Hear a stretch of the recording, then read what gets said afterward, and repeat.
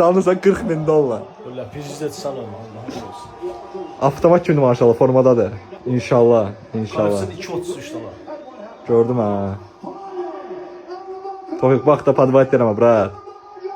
За тебя топим, брат. Даже. Tofik'ten betim heyecanlıyam nasıl oldu?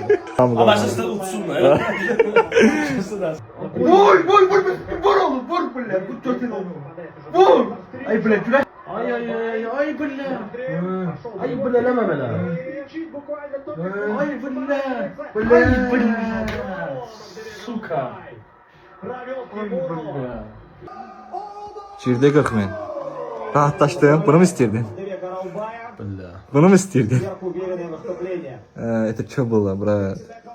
Жаль, клянусь, очень жалко. Həvəsim öldü, baxmaq istəmirəm Cətvicəyə. Söndür televizyonu. Sen çəksən. Söndür televizyonu. Nə oldu? Sen dilxor oldum. 40 bin. Mən vay. 4 tane paçka. Dedim de koyma, dedim koyma. Nafik nədir? Ya ona koymaz küfe koyazdım. Kırgıza koyazdım. Aralıydı bu.